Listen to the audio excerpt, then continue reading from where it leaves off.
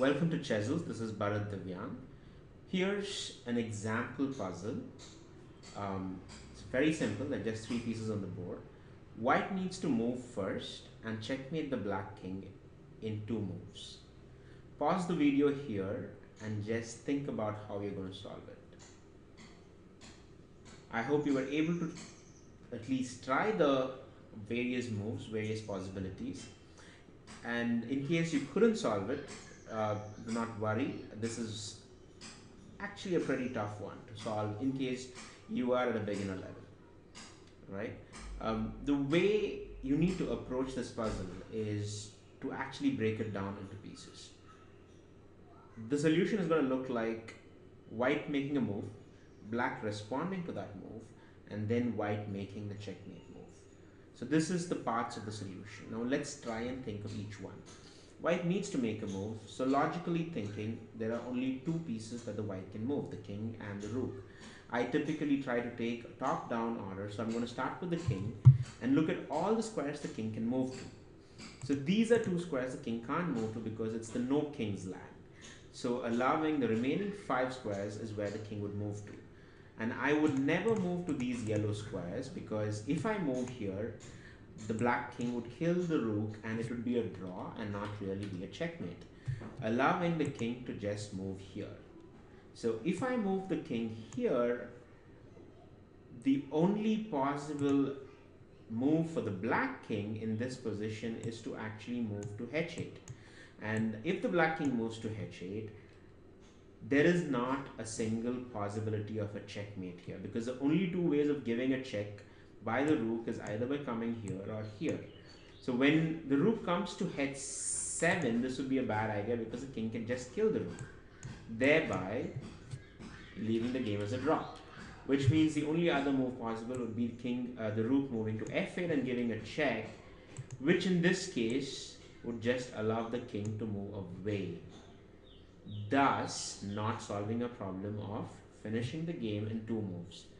Which means going to f6 with your king is not really the solution, thereby clearing the way for us and saying that the first move that the white piece needs to make is that of the rook, not that of the king. Okay, so now let's think about the rook. Now, instead of looking at all the possible moves the rook can make, which in this case is going to be 7 on the rank and 7 on the file, it's just too cumbersome to look at 14 different possibilities. But this is where a very, very important concept of chess really comes into picture. If you want to find out if your first move is correct, you can check if the black king is under Zugzwang. In other words, if the black king is forced to move to a single square. If that is the case, maybe you're on the right path. Giving an option to the black king often means that you're not able to solve the problem. For instance, let's take the first direction. Now, if the rook moves here, it allows the king to move both to f8 and h8. And that's not really putting the king in Zugzwang. So either one of these is not going to give you the solution. Moving here, however, is definitely going to be putting the king in Zugzwang because the only square the king can move to is f8. But unfortunately, this particular Zugzwang does not lead to a checkmate because moving the rook either to f7 or h8 to give a check is not going to be a checkmate. Thus, moving in this direction is not going to give you the solution. Moving in this direction also does not give you the solution because the king can just kill the rook and thereby make it a draw again. So with 2 directions gone, let's think about any of the squares in this direction.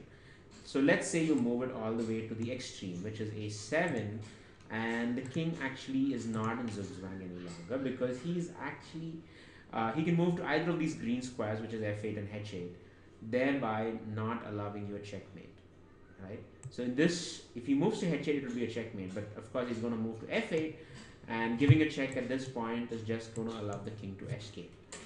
So with three directions gone, the only direction left is somewhere on the f file. So let's look at the extreme again by going all the way to the end. And now look at the king. The king really can't come here and here because of, or rather, let's put it this way: he can't come to any of these three squares because it's no king's land. So both the kings do not are not allowed to come to these squares. And this particular square, which is f8, is being controlled by the rook. So the only square allowed for the king is h8. So he has to move here, and that's your solution to the question. So let's recap. The answer is actually moving anywhere on the F file. You just move back, for instance, to F4. You'd still control the square with the rook. And these three being no king's land, forces the king into zugzwang, and he moves to H8, and you can actually do a checkmate. I hope that was instructive. All the remaining 100 puzzles also follow a similar thought process. This is how you break down the problem logically, and if you can apply this process, you will be able to solve many more puzzles. Good luck. Thank you so much.